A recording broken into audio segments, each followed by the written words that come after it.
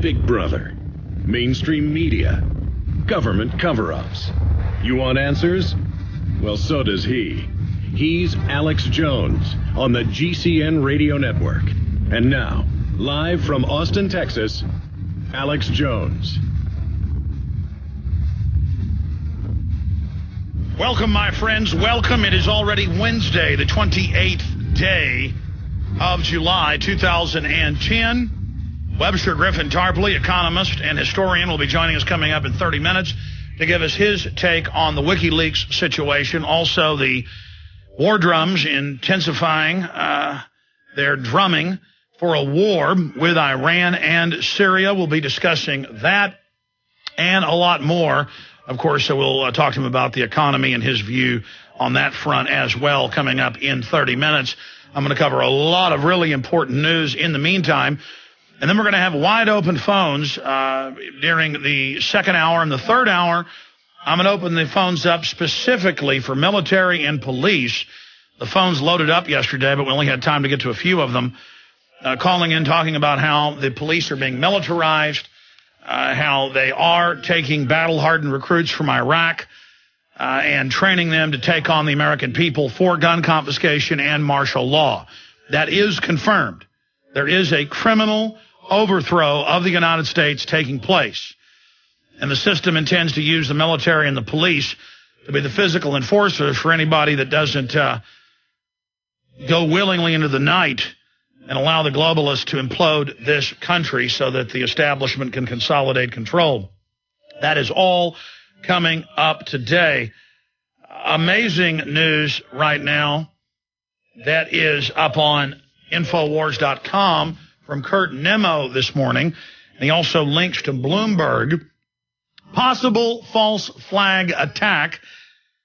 Japanese say oil tanker attacked near the Strait of Hormuz. That's the headline at Infowars.com. Bloomberg is reporting this morning that an oil tanker owned by the Japanese company OSK Lines, operator of one of the world's second largest oil tanker fleets, may have been attacked near the Strait of Hormuz, a strategically important waterway between the Gulf of Oman and the Persian Gulf bordering Iran. There was an explosion aboard the M-Star 5:30 a.m. Tokyo time that slightly injured one crew member.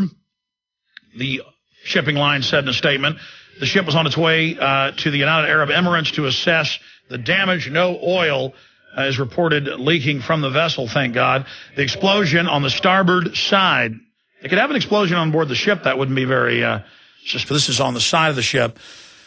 The explosion on the starboard side of the ship damaged hatches and a lifeboat. Corey Baker, a spokesman for the U.S. Fifth Fleet, speaking on phone from the fleet's base in Bahrain, told Bloomberg the cause and extent of the damage is unknown and will be investigated, he said.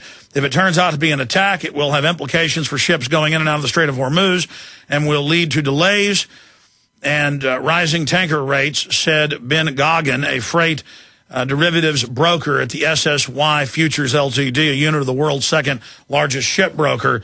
There was a series of naval standoffs between the U.S. and Iran in the Strait of Hormuz in December of 07-08. In January of 08, the Pentagon accused Iran of threatening the U.S. Fifth Fleet, but this was later contradicted by the Navy. According to Press TV, a naval officer had literally given the order to fire on Iranian ships.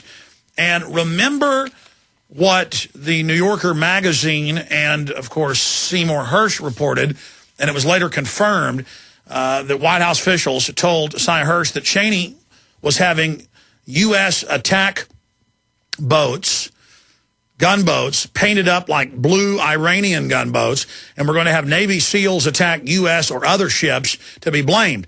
And it turns out right at that same time there were these fake transmissions that turned out they were not from Iran. And then later the evidence pointed towards private contractors saying, we're going to fire missiles at you in 1 minute. And then the media said, oh, Iranian boats were going to attack. This is how they want to start World War III with Iran. Is a Strait of Hormuz event. We'll cover this top story and a lot more on the economy, the depression, the police state.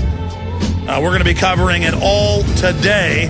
I'm Alex Jones. The websites are Infowars.com and PrisonPlanet.com. Stay with us.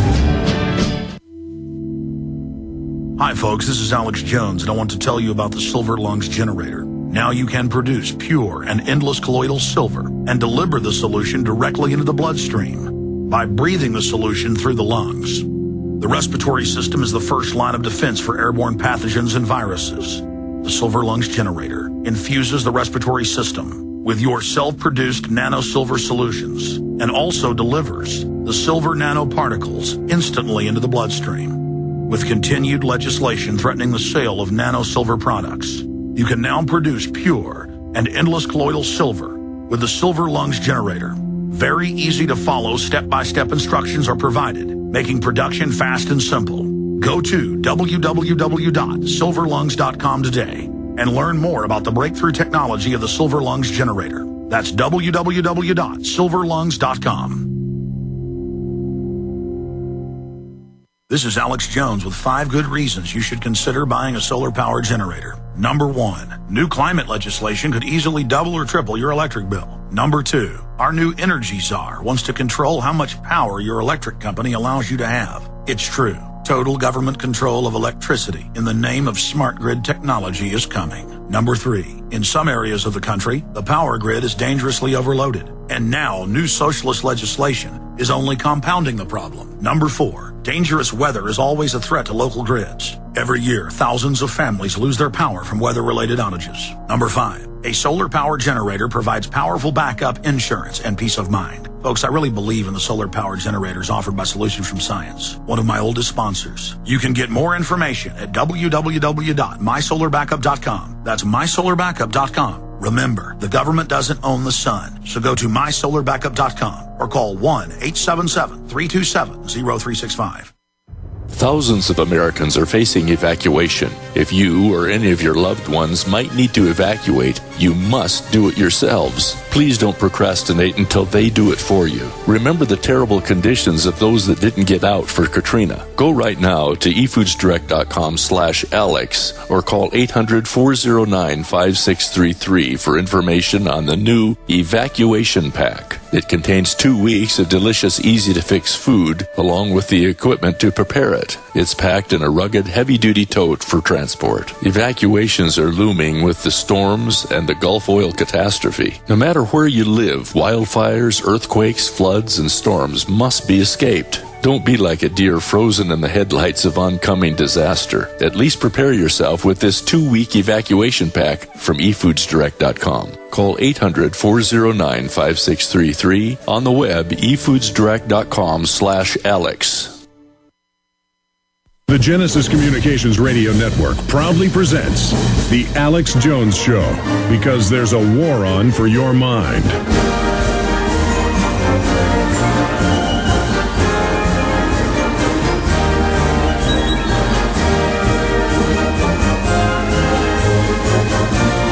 It's Wednesday. Webster Tarpley coming up in about 20 minutes. Let me get back into today's top story. What has Ray McGovern, former top CIA analyst to Reagan and Bush Sr., said on this radio broadcast in the last 2 years? That he believes the number one way they're going to try to start a war with Iran is by staging a Strait of Hormuz event. In fact, he's been saying that for the last 2 years.